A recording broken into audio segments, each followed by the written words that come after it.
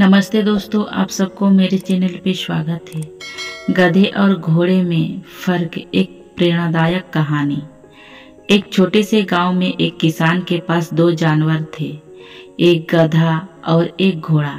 किसान दोनों का उपयोग अपने काम के लिए करता था।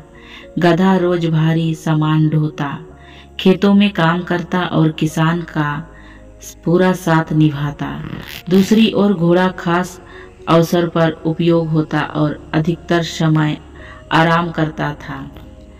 गधा हमेशा सोचता, क्या मेरा जीवन इतना कठिन है? मैं रोज मेहनत करता हूँ, फिर भी मुझे किसी का प्रशंसा नहीं मिलती।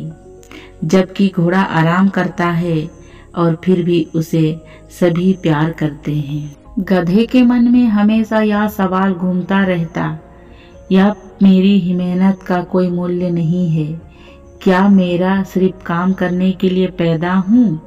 वह अपने किस्मत को कोसता रहता और मन ही मन घोड़े से ईर्ष्या करता।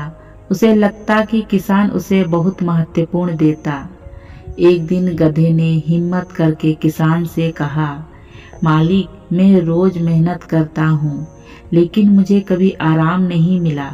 घोड़ा सिर्फ सुंदर दिखता है और आराम करता है, फिर भी आप उसे मुझे ज़्यादा प्यार करते हैं। क्या यह अन्याय है?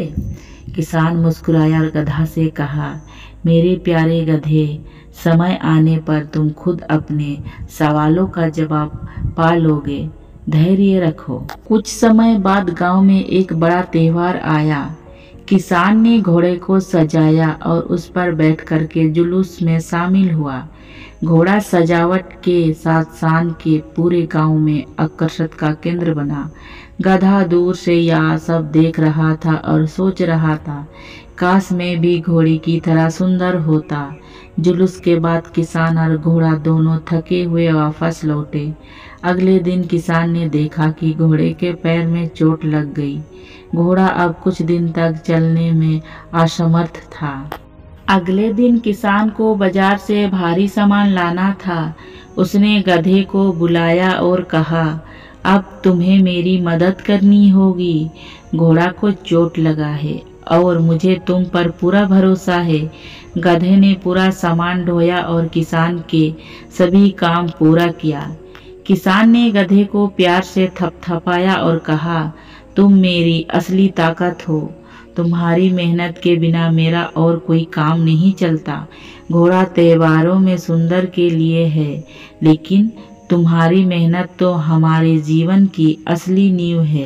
गधे को उस दिन समझ आया कि उसकी मेहनत और समरण किसान के लिए कितनी महत्वपूर्ण थे। उसने यह भी सीखा कि दूसरे से ईर्ष्या करने से बजाय उसे अपने क्षमताओं पर गर्व रखना चाहिए।